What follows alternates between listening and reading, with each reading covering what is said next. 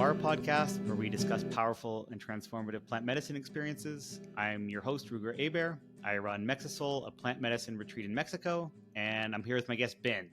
He is a registered nurse from Australia with over 12 years of experience strengthening hospitals and healthcare systems from Asia Pacific region. He's worked in some of the most resource-limited healthcare settings on the front line during the COVID pandemic.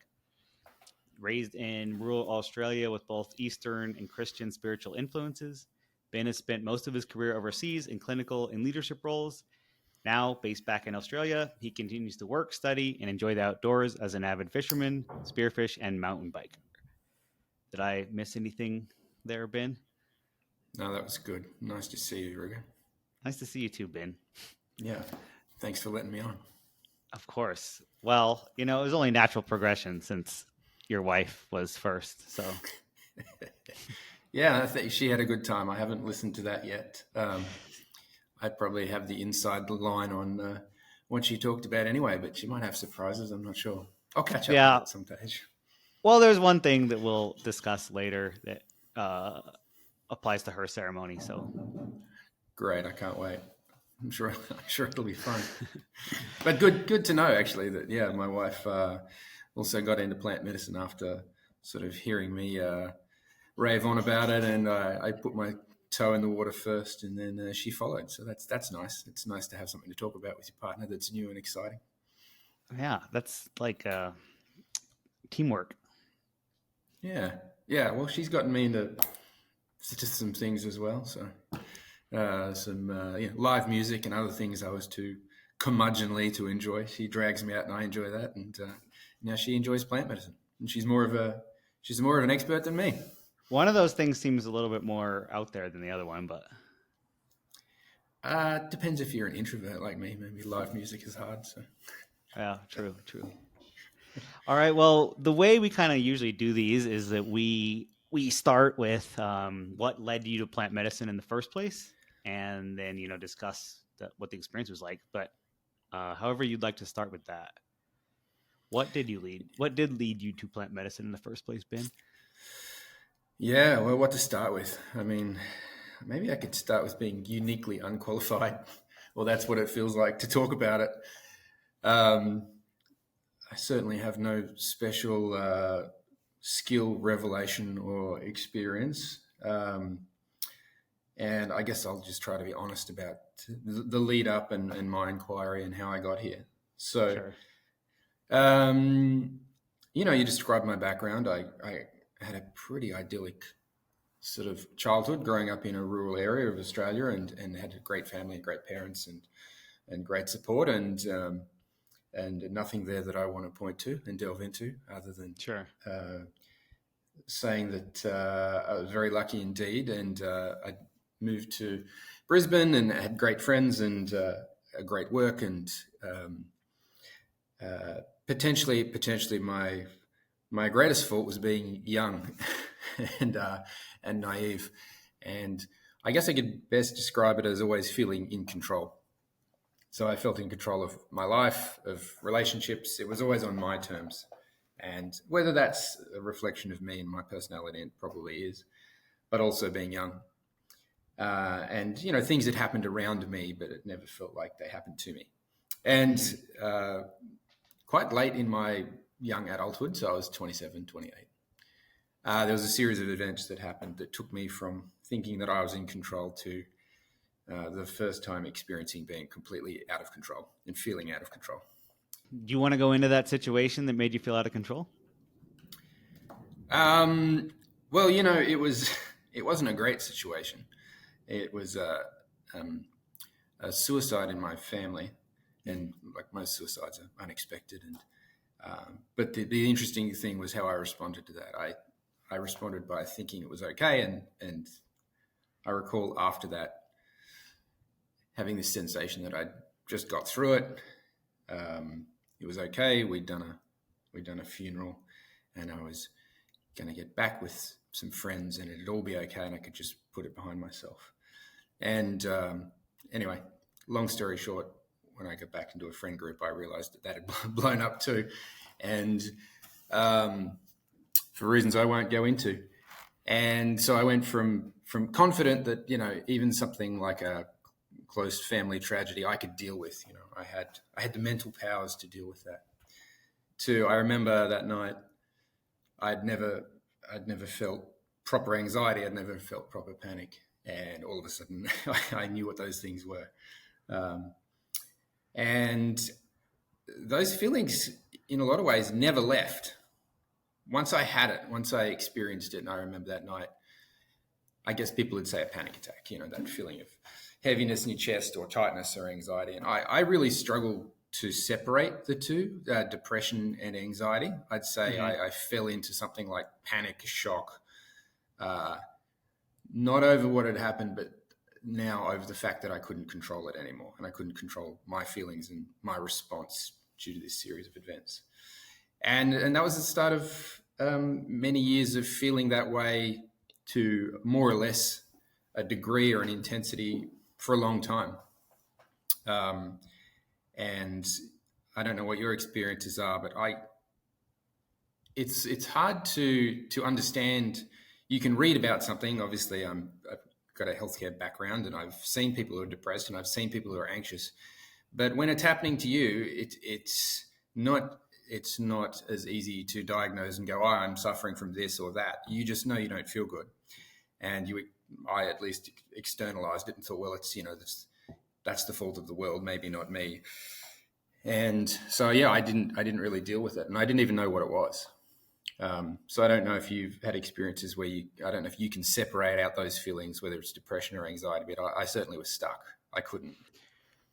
Well, I have trouble with feelings in general, but I can relate to the whole concept of like kind of suppressing them. And for me, actually like the analogy that I kind of actually just thought of, but maybe I've used in the past, is it's like when you have something that is traumatic happen, it's kind of like those feelings are near the surface. And if you imagine like you have water and you're trying to hold down like a basketball, or the buoyancy of it is like the further you try to press it down, the harder it is to keep under the water, and then the more of an effect it has from trying to contain it, where it comes in the form of depression or anxiety or thought patterns or things like that. Yeah, that's not a bad thought. I guess I have a similar, when you say, your trouble is feeling it. I then progressed to that. So almost at the same time, actually, I then found myself for the first time working overseas. So I was in the Asia Pacific area, which you would say is north of Australia for those who are geographically challenged. So Australia's right down the bottom of the globe, and north of us you get into the big Pacific Ocean out to our east side, and there's a lot of scattered islands. And then directly above us is more the Asia Pacific region. And I was in the Asia Pacific region in a very small place that I ended up working for many, many years. This was How actually. did you start in that location? Was it your choice? No, it was my choice. So I was an intensive care nurse by training, and the Australian military had been deployed to this place. It was post-conflict. And so they'd gone through 30 years of a running war, essentially. And the Australian Army and other peacekeepers were deployed there. And so I went there as a intensive care nurse, not as part of the Army, but as a contractor to the Army. So I found myself coming off this experience where I remember also feeling like I wanted to jump out the plane window as we flew into this little country. Not because there was anything wrong with the country, but because I was still right in the middle of all these new fun feelings I was getting acquainted with, and then landed there and was stuck on a military base. And if anyone's ever been stuck on any base, military or otherwise, when you're confined, and you don't have too much else to do, that's a great thing for your mental health. So that really didn't help much. So I was stuck on a base, and with not much to do other than think about what had happened. And that was my introduction to this country. Long story short, I ended up really enjoying the country despite my mental health. And I retrained in public health and health promotion, and then ended up working there for more than 10 years. And so that was, became part of my life. So a good thing came from all of it, but I would say that sort of my mental health was characterized by these continued feelings. And your analogy is a good one. For me, feeling all that quickly became not feeling as well, not feeling any sense of joy, meaning, or interaction almost. So I've heard other first responders talk about feeling like they're standing behind perspex. So there's this thick invisible wall that you can't see through and you can't be penetrated. And so after a while, that's how I felt. So it's not that I felt crippling anxiety about myself all the time. It was just that I couldn't feel the emotions that I could see other people interacting with. I couldn't be a part of it. I wanted to be, and I was there and I was interacting. And if you looked at me, you would have said, well, maybe he is. I mean, maybe he's a bit off as well. But I just didn't feel the regular joy that you feel waking up and experiencing things in the day. That wasn't part of what I was able to do. You kind of shut the door on feelings. I didn't think that I had, but it felt like they shut the door on me. Yeah. You can interpret that the other way around as well. So I could see other people's joy and happiness, and I could see them, wanting to share that with me, and I'd pretend that I was feeling those things. But I really wasn't feeling a whole lot, other than the sort of that heaviness and that anxiety. And that really, in some ways you can be really functional. And I don't think my work is unique at all. I've never thought that healthcare is the most stressful thing. The most stressful thing I ever did was delivering food as a courier. That was terrifying. So I don't think healthcare is necessarily unique, but to give people an insight, where I was working had great resources and great people in some ways, but also not to what you'd expect coming from a developed world context. So, for example, I mean, the mortality rate in the unit I started at the first year was 38%. Wow. So well over a quarter of the people I was trying to help and look after with the locals, who were great, died on a weekly basis. And in some ways, not feeling anything was a superpower in that situation. So I feel like it made me incredibly functional. Yeah. It's really hard to feel sorry for yourself when you work in a healthcare setting or an emergency response setting or in the military or in any setting. Maybe it's delivering pies. Sometimes not feeling and just knowing you have a role in doing that, I think potentially is a way to survive. And there were times where I think any sensible person may have quit, or may have looked to just tap out or asked for help in that situation, whereas it really was great for me. I would go to work. I'd have had a terrible night's sleep. I would have had all sorts of nightmares. I never slept well for years. And I'd get up and I'd ride my bike, which helped as well. Breathing certainly helped the anxiety aspect of things. But I wouldn't feel good, but I'd rock into work and I'd be dealing with, we improved it, but between a 25 and 35% mortality on a daily basis. So it was very hard to feel sorry for myself. Yeah. I would say that's quite unique, even if you want to just go with the perspective that it presented to you. Maybe not the level of stress. I think that depends on the person, but I don't know, man. I feel like working in the front lines of COVID during or working in the front lines during COVID pandemic in East Timor.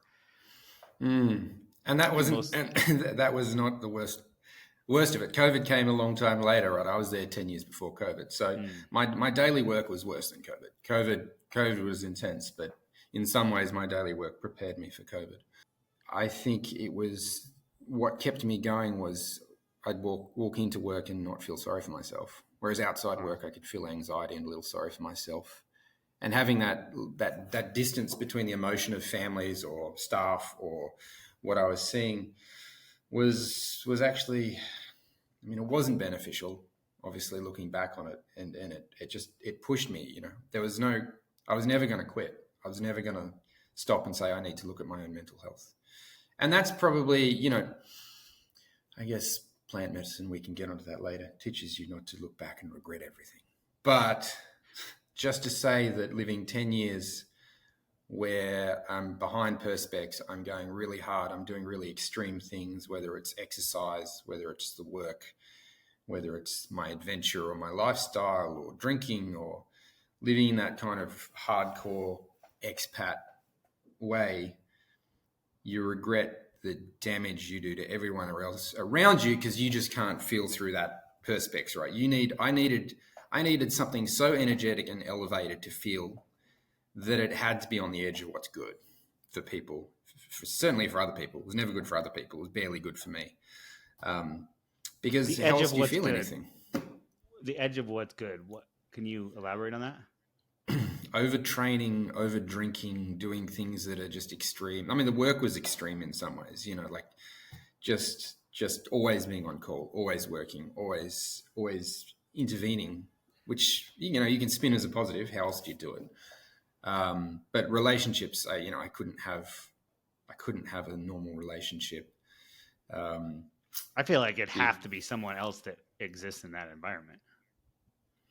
Say again, have to be someone else? It would, like, I think the relationship would it'd have to be someone that also understands that environment. I mean, even for you telling me right now, 38% of the patients that you are taking care of have a 38% mortality rate. I find it fascinating just to be able to separate the two of those things. I mean, death and working. I think that takes a very unique. I mean, I don't know. Maybe you just, when you're in it, you're in it. Yeah, it's not unique to healthcare workers or people in the military, or it's not.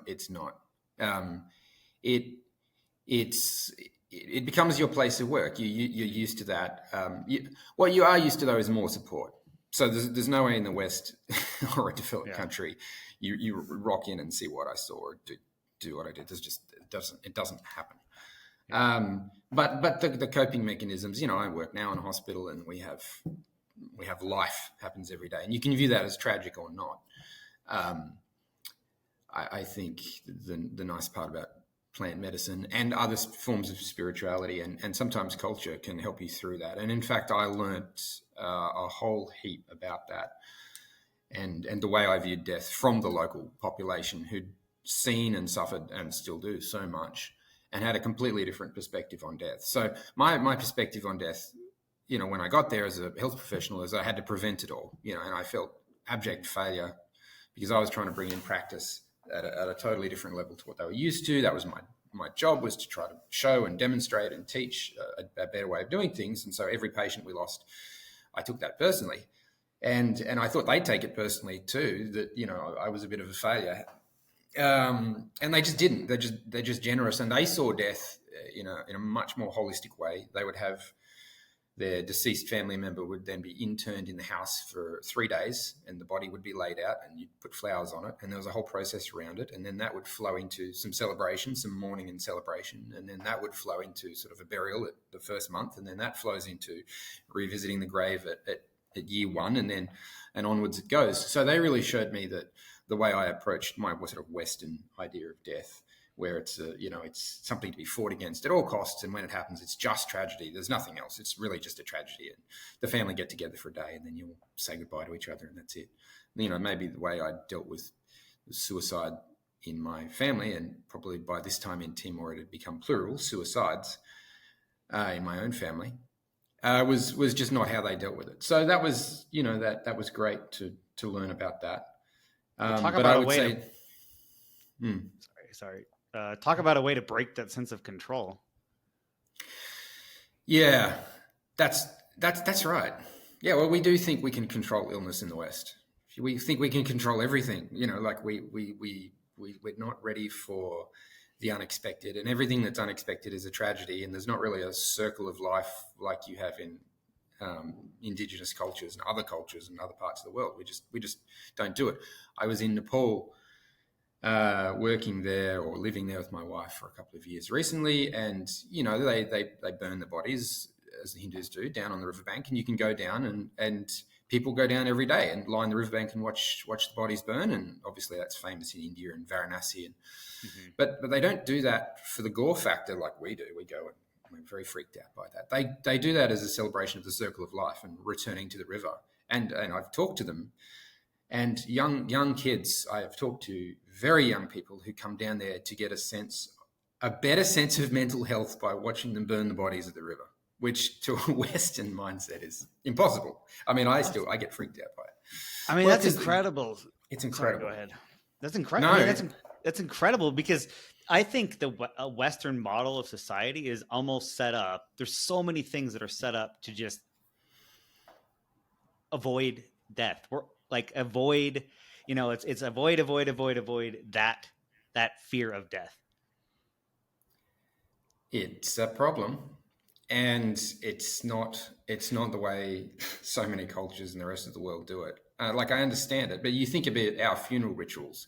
So when you've traveled the world and you see funeral rites and rituals everywhere else, it's not you hand off the body to some undertakers, you don't see it again. In America, you still sometimes do open coffins, I think, but it's very dressed up and it's very formal, and you haven't had to deal with it, and you come and hold a quick wake, and then, you put them in the ground or cremation, and you have the family get together, you drink too much for an afternoon, and then everyone just leaves. And they go, that was tragic, we'll see you all at Christmas or whatever, or the next one.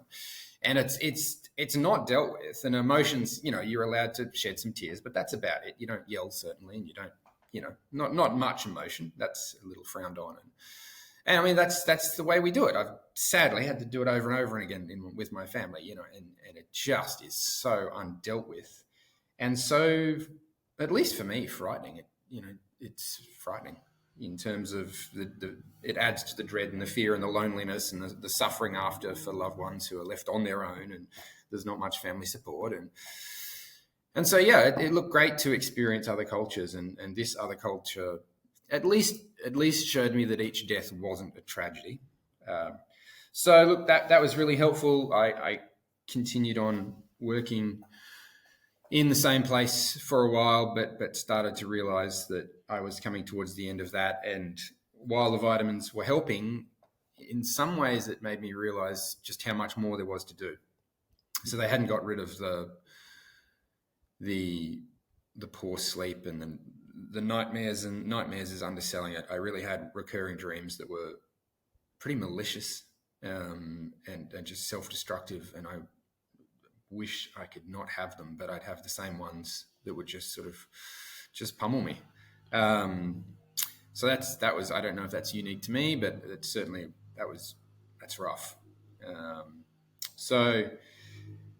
Eventually I started looking into other things. I tried antidepressants, and actually that they helped in terms of putting me to sleep. So that sort of stopped some of the chatter at night, and I'd be able to sleep. But it didn't feel. It felt helpful for a while. Sleep is good, so that was a part of it. But I still knew I had a long way to go, and so I started, like many people, researching plant medicine, and it really hit the podcast and the online world, and so there was a lot more information available. So I started looking it all out, and I'm quite, I wouldn't say scientific, but I'm with the healthcare background, I'm quite intrigued. I want to see evidence. I want to look at studies. I want to, not because I think that means anything necessarily, but it's nice to compare with people's experience. So I think, listening to people's experience, although that wasn't as easy to do several years ago, listening to what people were describing, but then sort of reading up on what I could, was sort of how I started exploring it. Yeah. Wow. Okay.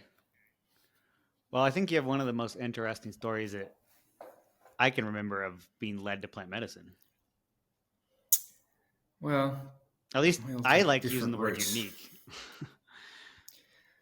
Yeah, I mean, that's the thing. You just feel, it just becomes your life, right? And you see other people who live the same life, actually. There's plenty of people who do far more extreme things. And to me, it's just life. So I'm really excited then to hear about your experiences with plant medicine. I mean, I don't think you were very excited at the beginning. I think that scientific approach, or at least the skepticism, was definitely there. Yeah, you've psychoanalyzed me pretty well. Well, you know, the funny thing is I thought it wasn't there. But I think, gosh, there's so many ways to approach this. So we've already established that I thought I knew a lot about it, Hmm. and I'd read a lot about it, and I'd even listened to people. But how can you understand something you've never seen? If you've never seen the ocean, much less experienced the ocean, you know, lots of tourists come to Australia and they're from landlocked countries or places where there's no ocean, and our oceans are renowned for being beautiful, and people run in and jump in and immediately drown because they're really dangerous. There's deep water and rips and undertows and sharks. Um, and you know, they know the ocean, but they don't. And it's the water's deep. And Yeah. I approached plant medicine. I'm sure I sat down and I told you all about plant medicine. That was probably the first thing I did. Look, I approached it. I knew I needed help. I'd been helped by the vitamins and by antidepressants, but I was off all of that. I was off the antidepressants, and my anxiety was heightened, and I'd gotten married, and as soon as you have a partner in your life, you can't keep that to yourself. You affect everyone around you. And I knew the way I wasn't going to have a relationship for very long, because no one can put up with that level of you. Yeah. So, it just made me go, okay, I have to explore the next step here. I'm going to be too intense for anyone to stay around me, and vice versa, right? Like, I won't be able to hack being around someone who also has emotions and feelings, and I have to deal with that. I'm not going to last. So I knew I had to do something, and so I didn't take a stab in the dark, but Mexisoul looked great, and it was close to where I was at the time, and so I came down, and look, I knew I was heavy, and I knew I was burdened, and I knew I wanted relief, and I'd kind of formed this mental imagery that I would take the plant medicine and it would do that for me. That it would reveal things, and I'd have visions, and and that would be it. It'd be great. Yeah. It'd take away my pain, and it'd tell me where I was going wrong and what to do next. It didn't work like that, Right? Sadly, or not. So yeah, I got in and had expectations but no real idea of what any of it looked and felt like, and I would have to categorize the first, I don't know, 4 or 5 days at the retreat as, if you'd have asked me at the end of those 4 or 5 days, I would have said, this is hopeless. This is the worst thing ever.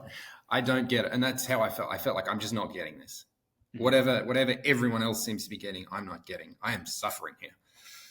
And how can I describe that? I mean, I think that's what I would have liked to heard from more people is, what does it actually feel like? Like, people use euphemisms and they can talk about journey all day long. It didn't feel like a journey to me. Right. It felt like suffering. So I went into that first ceremony not really understanding, turns out, anything. And I have to say, ironically, one of the first songs, so obviously not understanding that a ceremony is just that, and it has phases, and it's very much about the set and setting, because I know all the words now. But anyway, let's just say there's music, right? And everyone settles in, and you start off with some gentle music. Well, the first song, one of the very first songs you guys played, I'm not blaming you, but was a song that had played at a funeral of another family member who'd ended up killing himself. And so I settled in for this amazing experience. The first damn thing that comes on is this song that takes me back to a family, a mentor of mine, someone who I was close to, and I'm at his funeral. And this is not how it's supposed to be, So my mind is racing, and we took rapé during that. And people have described it in various ways, and I know you like it, but for me, it just feels like you've shot speed straight into my brain. And my brain's not a good place at the best of times, or certainly wasn't. And so that anxiety and the negativity and being put back in that feeling, having that music playing while doing all of that, that's a hell of an introduction to ceremony. Welcome to the retreat. Yeah. And like, I don't know if I ever recovered. So that's, you take rapé, and my mind is racing and it feels a little bit out of control, very anxious. And I'm listening to this music going, why did they do that? Like, not that. Like, of all the things I want to do, I don't want to do that. And that probably just got worse from there. I take I take ayahuasca. And the one thing I'd always been able to control, particularly with work, less so in my personal life, but with work, is I could be very in control of my mind and body, or one of those things, to cope with what I was doing. Mm-hmm. There's no point losing it. There's no point letting your anxiety show when you're in a situation that is, relating to someone else's health and condition. And so I'm very good at switching into that mode. But what the medicine did for me was start to break that down. So with ayahuasca, as the DMT kicked in and my mind starts stretching and the anxiety starts kicking in, not only did I feel out of control with my mind, which then I can usually switch back into my body and feel sort of settled in my body and go do some really hard exercise or go do something extreme or drink or something. But then my body starts just losing it. I'm losing control of both at the same time. And I didn't like that. Right. I find it fascinating that the two main things that you were kind of dealing with, which is unresolved feelings towards death and control issues, you got right up front. Lucky you, I guess. Yeah, it didn't muck around, did it? No, it was right up front. And yeah, as the medicine kicked in, I don't think I'd ever felt that out of control, both in my mind and in the body. And the physical symptoms, probably affect people differently, but I certainly had the purging and the changes to your mental state as they kick in. And I'm kind of waiting for bliss. I'm expecting visions and nice beings that'll come and have a chat to me and, fireside chat, none of that's happening. I feel really, really ill. I feel very nauseous and I'm purging. And yes, it was a rough introduction, and you quickly realize that it's not what you thought it was. And I was okay with that, going, okay, well, this is going to be hard. Well, I know hard. I know how to deal with hard. Okay. Okay, it's going to be hard. All right. So I persist, I take more ayahuasca. I do my repeated doses through that ceremony, but I never get to a place that's not just heightened awareness, anxiety, and physical symptoms. And so I suffer through that. And I remember getting to the end of that night, and I didn't last very long. Felt like to me I'd been there for days, nights. And I, probably made a couple of hours, and I tapped out, and I felt sore and sorry. And I went, well, okay, it's the first go. Maybe it gets better after this. And watching other people was super surreal. Watching other people letting go of emotion, having profound experiences, listening to the music. I couldn't understand it. I was like, how are these people? Some people tip in very quickly, and regardless of their previous experience with plant medicine. And so I'm sort of watching them tip in and having these realizations or having, these physical manifestations. I'm just thinking, I'm just not there, So, and that's okay. And then you speak to people the next day, and you're trying to recover, and some people were there and some people weren't. Some people were like, well, that was horrible, and had similar experiences to me and just sort of suffered a bit. And others had sort of had transcendent experiences. So there's a big range, and that made me feel better. I was like, okay, well, this will get better. I'll get there. And I think our next ceremony was Samadhi. And, that was introduced as just a little bit easier and a little bit more fun. And I thought, well, this will be the one, this will be the one that's a bit transcendent, and I'll have my issues dealt with, and the nice fireside chat with the entities or whatever I was thinking. And you have to take some food to help you digest that particular form of plant medicine, and nothing was happening very much for me. And I took some nuts and chewed them down, and it kicked in really hard. And I think that ceremony wrapped up in a few hours. Most people left and had a nice dinner at about 8 o'clock or 9 o'clock that night, and I was still lying in the finca on the floor in a lot of distress till about 1 a.m. So that wasn't the answer either. And similarly, it was just physical pain, a lot of questions, not being able to get out of my own head. Maybe it related to control, because I could feel the changes in my mind in terms of, you start to question your own sense of self. And I was questioning my decision-making framework. And I remember at a particular point, it was great actually. It involved you, because I just couldn't understand how I could let go of my own mind, but still be able to make the correct decision. Mm-hmm. So how do you function in the world if you're going to just accept things as they are? I spent about 6 hours very much grinding on the fact that if I let go of my framework, of my, I guess it's strength, right? If you let go of how I make judgments, because I have to make discerning judgments all the time. Otherwise I can't move through this world, and particularly with my work and how hard that is. Like I can't be nice about it. I have to constantly make these really difficult judgments all the time. But the medicine in the background is going like, you just need to let go of all that. And I'm like, I can't do it. Like then I can't function. Where the hell would I be? So, and there was a moment where actually some of the staff at the retreat came up to you and you had to make a decision. And it was something small. It was just about, I think, when we did a group photo. But I was lying there grinding on this thought. And I was like, how are any of these people making decisions if everything is just open for interpretation? And I remember you looked like you had to think through that decision. You had to grind on it and you made a decision. I was like, okay, well, they still make decisions. But I remember that was a big part of that ceremony for me. My making decisions, or just how do you let go? How do you let go of your, I guess, kind of ego? Yeah, well, I wouldn't have known that that's what it was at that stage. Right. But yeah.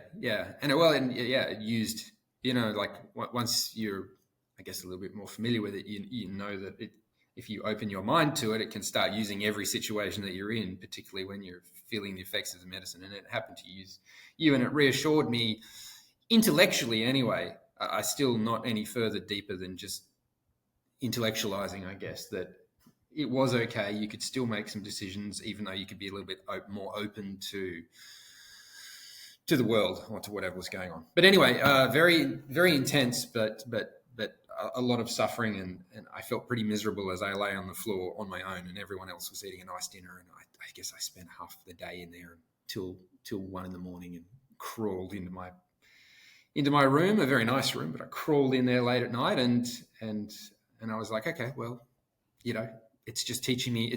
It felt like it was teaching me intellectual lessons. That's what it felt like, and hard lessons, but it didn't feel much beyond that. And it just, I accepted that. And then meeting people the next day, more people had progressed. And there was one particular person who I was getting close to who was just as skeptical as me, had a very scientific approach to things, and had a much more traumatic sort of background than I had in terms of things that had happened. And that person was all of a sudden like, I feel great. For the first time, I feel happiness, I feel joy. And I was like, what? How did that happen? And I couldn't believe it. I was just like, and they were about the last person to fall over. Yeah. And I was still there. I was still not skeptical, but I'm not feeling this. I'm not getting this.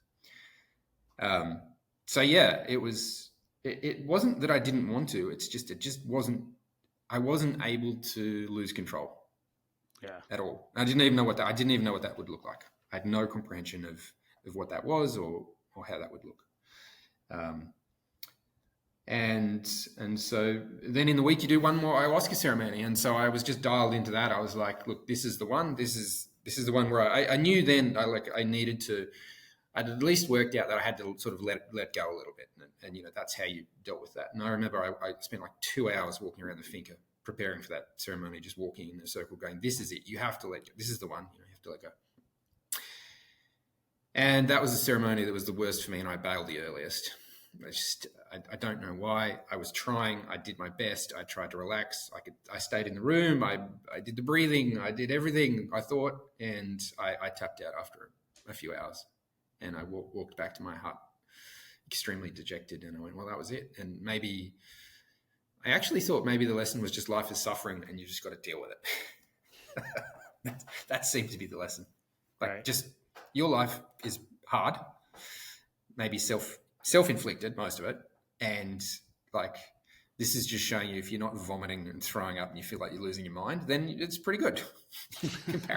In comparison to that, you have a good life. Stop complaining. So that was my message. That was what I took away from it.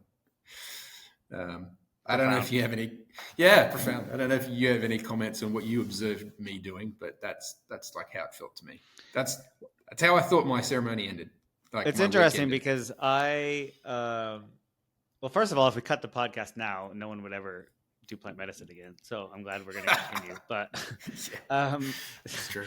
But actually, you are able to maintain like a frame pretty well, because I knew you were struggling. I think that was kind of obvious, but you were also like, you were still like, all right, let's do this. You're still trying to gain some type of insight. You weren't letting yourself go into like a victim mentality, but you were. I didn't know. I guess I didn't know the extent of the difficulty. Yeah. No, I mean, I kept turning up, but yeah, there was a lot of discomfort. And then the last thing on the list is Bufo, the 5-MeO-DMT, and people know a lot more about it than I do, but obviously you guys put it at the end. I don't know why you put it at the end than the beginning. You can tell me why. It's not the first thing. It'd be a wild start to your week. But anyway, at least at Mexisoul, it's sort of the last ceremony, and I forgot that it existed in some ways. I'd kind of focused on the other things, and I was tired and worn out, and I learned my lesson that life was really hard, so just get over it. And so I had a really big breakfast, which will be important later. I tucked into a big breakfast and ate a lot for the first time in 5 days, and rocked up to the Bufo without any understanding really of what it was, until I saw the first person take it, and then I realized it may have been more than I was expecting. Very familiar with the kind of physical symptoms that people were displaying in terms of their complete disassociation. Ketamine and other medical drugs will do similar things. I was like, oh, okay, this is quite serious. And you and a few others helped me get into Bufo. And so I was brave enough to have a go at that, and took the inhale, and it was... I'd heard it was a wild and intense ride, but I don't think anything nothing prepares you for it, or prepared me for it. So all the things that I'd felt anxiety about over that week, so the racing of the mind, the beating yourself up, the situations in your life that you want to take back, the just seeing traumatic, shitty things in the course of life, or particularly my work, that were hard. Bufo compressed all of that. So, I was out of my body. I was in a different dimension, in a white space very, very quickly. And all of a sudden, those anxieties started attacking me. But it wasn't one, and it wasn't another, and it wasn't one at a time. It was all of them all at once, all the time, compressed. And that's a terrifying feeling, quite frankly. What was really terrifying is I couldn't get away, because I guess during ayahuasca or something else, you can always open your eyes, get it, go outside. But there was nowhere to run, and I don't know how long I was in that state. The interesting thing for me is I could feel all of those things that had been burdening me all at once, individually, but all at the same time. I don't know if you've had other people with similar experiences or yourself, but it's not possible to describe that dimension, because in your brain you can usually only come at one or two negative thoughts at a time, right? Yeah. Like, you can cycle through your greatest hits of negativity and that you're a loser. You have them on rewind. You're familiar with them. But I had all of that and all the situations that I wanted to avoid all at the same time at once, and I could feel them individually. They didn't clump.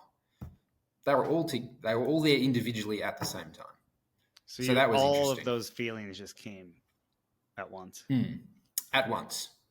And I can't tell you how long it held me in that state for, but I was trying to get away from it. So I'm not sure how long. Time isn't really that relevant in that state, but the distress was. So it was the most, intensely agonizing thing in the world to have all that at the same time, and I couldn't get away and I couldn't shut it off.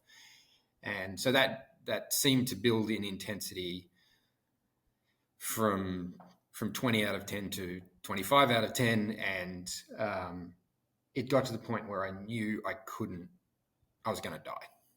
I knew that was going to kill me. You can't live through that. And it felt like a fair amount of time. And then the feeling of like, I'm actually, because I was trying to contain it and try to contain that, whatever that was, I was trying to contain it. And towards the end of it, I knew that I was just going to die. Containing that would kill me. And I didn't make a conscious choice to not contain it. It just took me to a point where I couldn't. It overwhelmed me completely, and I died. In terms of any sort of control over that feeling. It was very terrifying.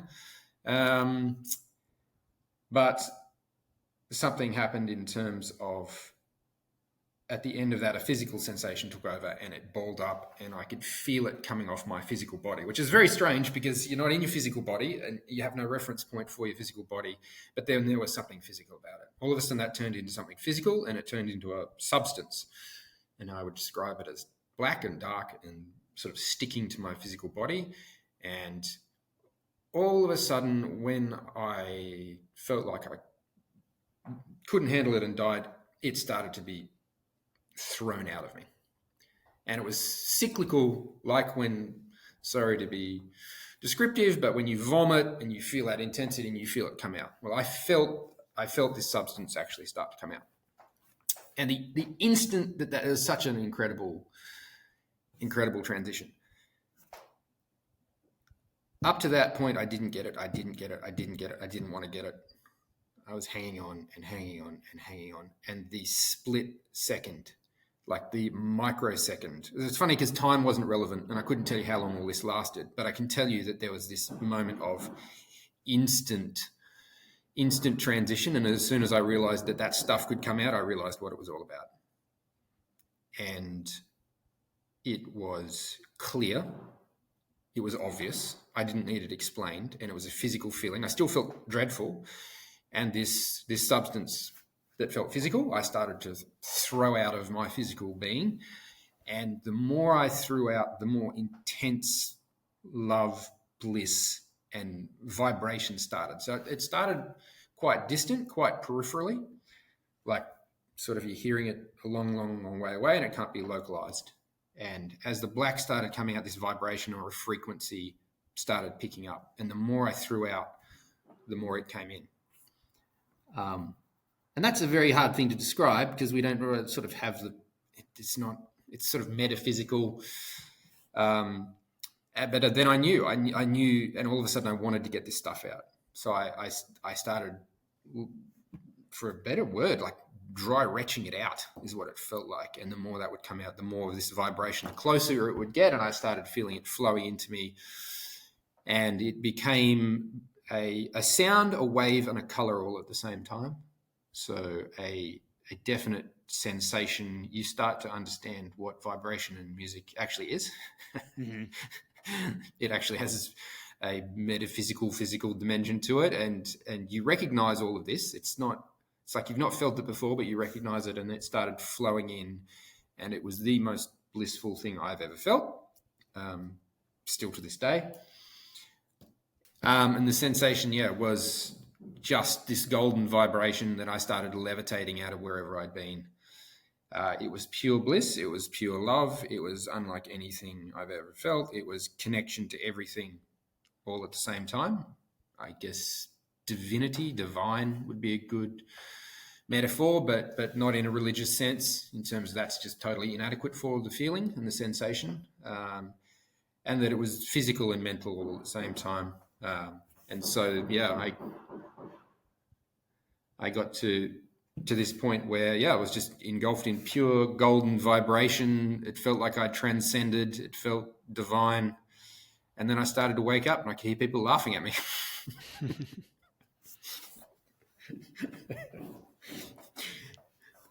Which is a very odd thing to wake up to. Yeah. Yeah, so I started coming back into my physical body and I could hear people laughing. I don't, who knows if it was about me, but I definitely, I'm sure I heard one person say, he's got it now. So whether that happened or it didn't, I know that they were just enjoying it with me. And I recall waking up and looking around the room thinking, what on earth? And I recall grabbing your hand because I just needed someone to hang on to, some physical contact, because it felt like I was re-entering this world. So, I got there. It was not easy, but I got there.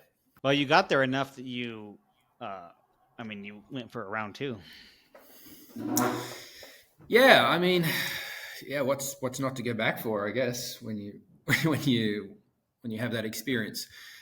I mean, I should say that took such a long time to recover from in the best possible way. In some ways, just whatever that reset, that resetting your nervous system, resetting your brain, resetting everything. It was very intense, and it was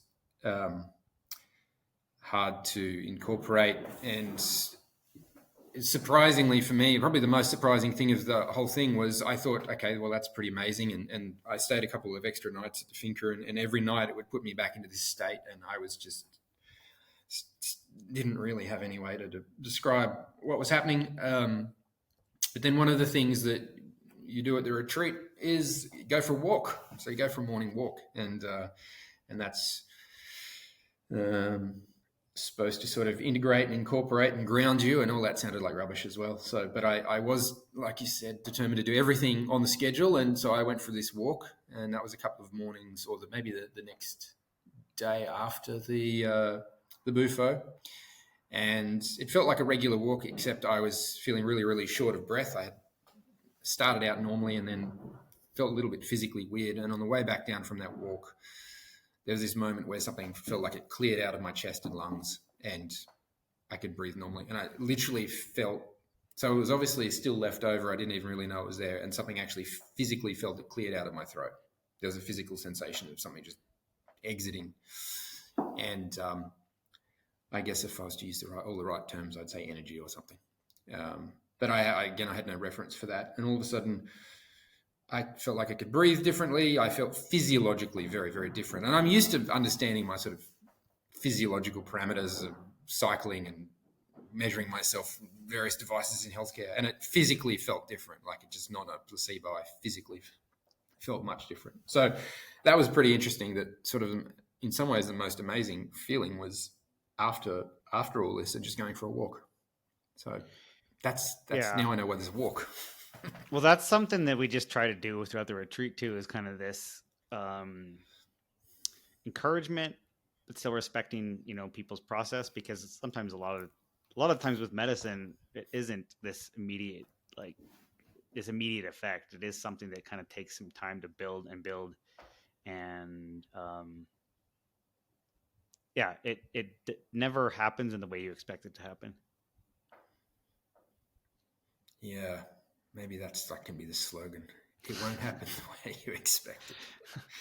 And I couldn't have expected it, because you don't have a reference point. You don't have a framework, and I have to say, I tried some psilocybin beforehand. I tried to, dose myself and with little to no positive effect, just because I didn't know what I was doing. So yeah, I mean, that's why you guys, I don't want to use the term expert, because you probably wouldn't like that either. But you guys know what you're doing. Let's just say that, and there's a culture of doing this in a particular way that's put together in a particular program in terms of ceremony, and then obviously you guys put a schedule together for a week, and there's a reason for that, and it can seem very confusing and not intuitive when you're there, but turns out going for a walk afterwards to ground yourself and is part of the program, and not for everyone, but maybe for me. So yeah, look, again, just learning that, I'm not in control of the schedule. I wasn't, I didn't know what I was doing, and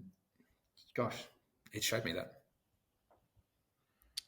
Yeah. Well, I guess you were one of the fortunate ones, or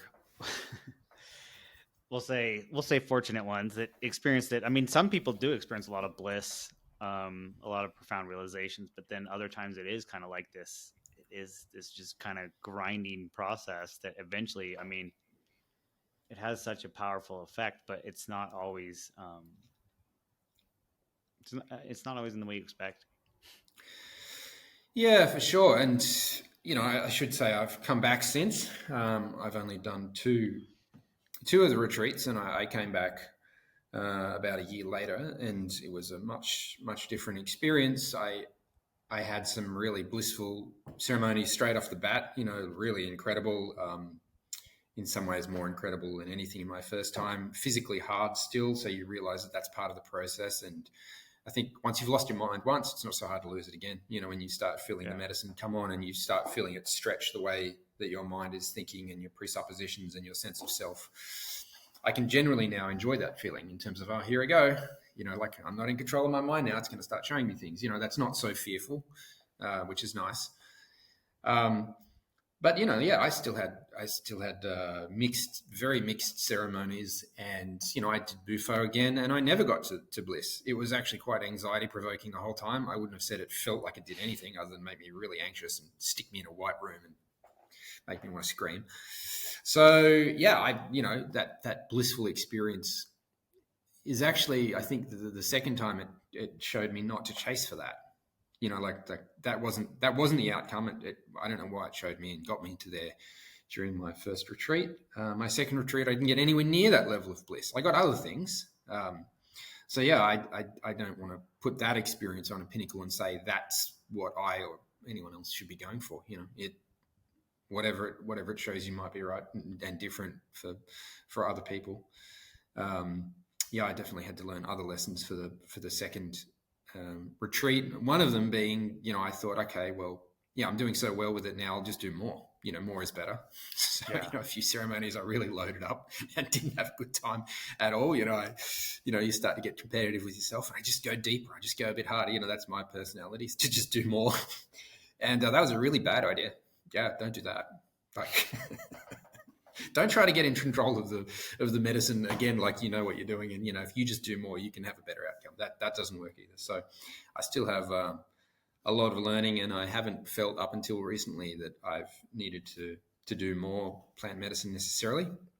It's been a while since I was at the retreat, and it's not easy for me where I'm in the world. And but there's a growing sensation, I guess now. It's sort of the plant medicine doesn't resolve everything for you.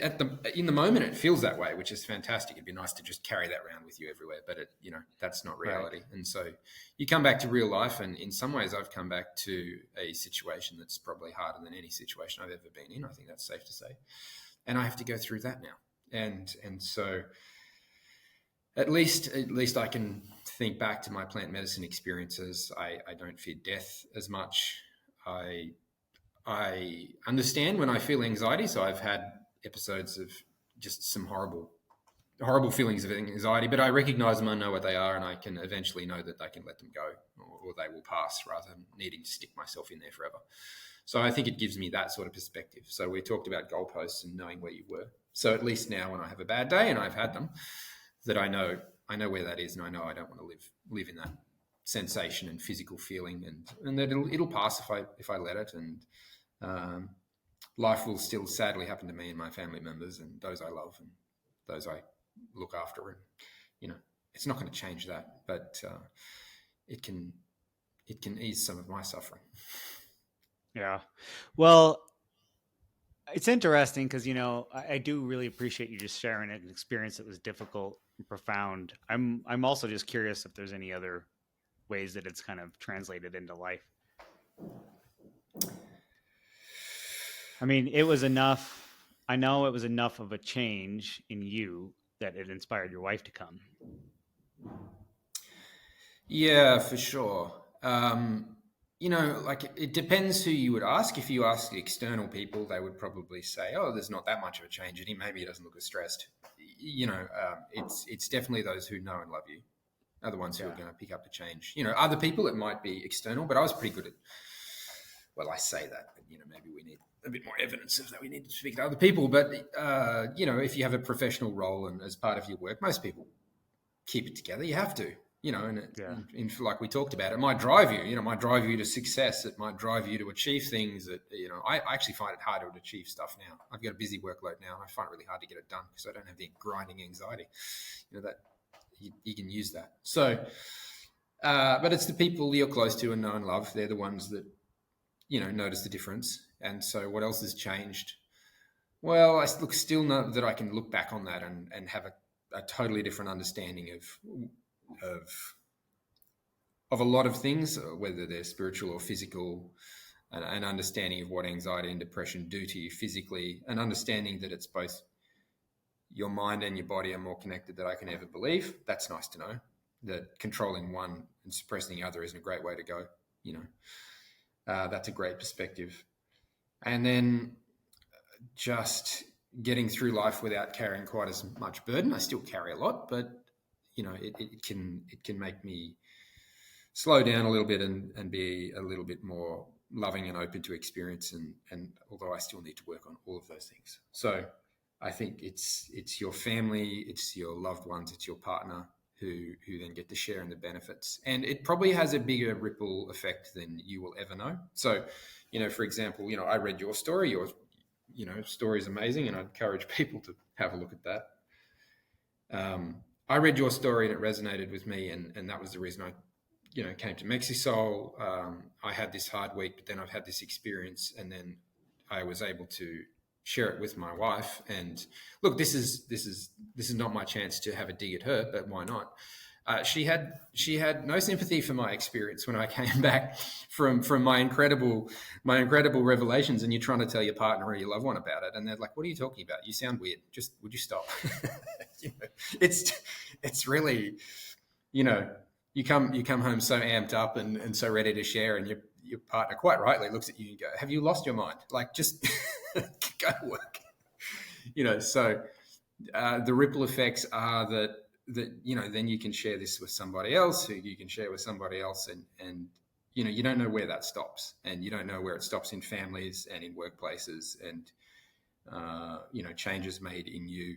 It's that old psychological adage that if you've cleaned up your own act, then it's much easier to pass that on, or however you want to express that. You'll probably do it without noticing. But I've seen the changes. I've seen the changes in myself and my wife, and the openness and the less defensive posture has then translated into better relationships, particularly in family, that's a beautiful thing to see. And so, is that all plant medicine? Not all of it, but it's a big part of it, I think. Yeah.